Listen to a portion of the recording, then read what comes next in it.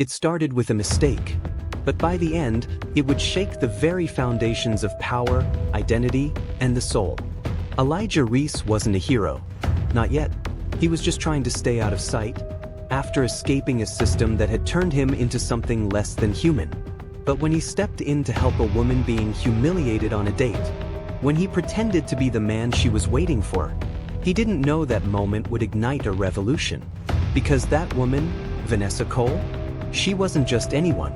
She was the daughter of a VaultCore whistleblower. And VaultCore? They were the shadow, the ones who built men like Elijah, then discarded them. After the collapse of VaultCore's initial control system, Elijah thought it was over. He'd leaked the files, exposed the truth. The world knew. But systems don't die quietly. They evolve. They hide behind new faces. Sometimes even your own. 3 months after the takedown, Elijah received a video. It wasn't doctored. It wasn't deep-faked. It was him, standing, speaking, but colder, cooler, and not him at all. Nia, the brilliant hacker who once cracked the VaultCore firewalls, was the first to say, "That's not a clone. That's a copy, a reflection." They called him Echo Underscore, built using Elijah's DNA, trained without emotion, not born, manufactured, and deployed for one reason, to replace Elijah. But Elijah wouldn't run. Instead, he sent a message. Come meet the man you were built to replace. In a warehouse lit by nothing but thunder and memory, Elijah and Echo Anderson fought. It wasn't just fists. It was a will. It was rage against programming. But Elijah didn't fight to win. He fought to wake something up. "I'm not your enemy," he whispered. "You're not a weapon. You're my brother." And for a flicker, Echo hesitated. His programming cracked. And with a single word, "Brother," he fled. Drexler, the man behind VaultCore's most twisted experiments, watched in fury. Echo Underscore had failed. Emotion was corruption. So he moved to activate the next phase. The final version. A hybrid of everything. Delta's resilience, Echo's obedience, and Elijah's conscience. The surrogate. But Drexler didn't count on Echo waking up. Didn't expect Silas, that was his real name, to return. And he did. Not to kill Elijah, but to save him. Together, Elijah, Vanessa, Nia, and Silas infiltrated Drexler's final facility in Svalbard. What they found there? Not just backups, but blueprints for a future where identity was currency, and humanity was optional. To stop it, someone had to stay behind. Silas chose.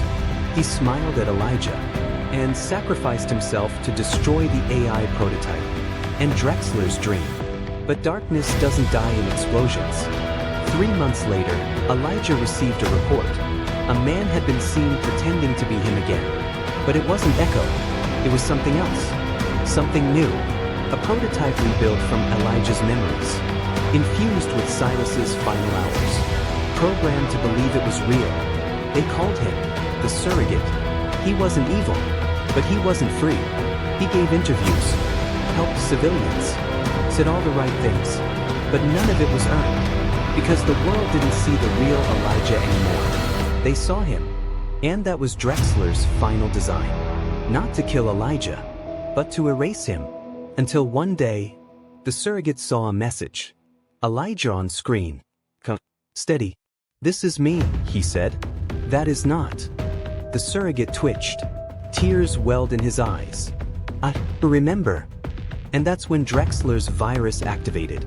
Override protocol. A full neural purge. A total identity reset.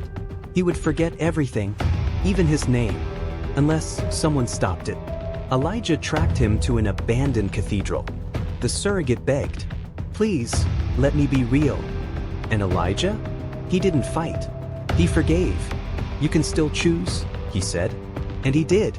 The surrogate fought the virus. Nia and Vanessa saved the remote control. And when it was over, he chose a name, Noah. Because even in the flood, you can begin again. Drexler was found days later, broken and hiding. Disgraced. Forgotten. But Elijah and Noah? They stood before the world. One born, one built, both redeemed. Noah means rest, he said. It means we don't have to be what they made us.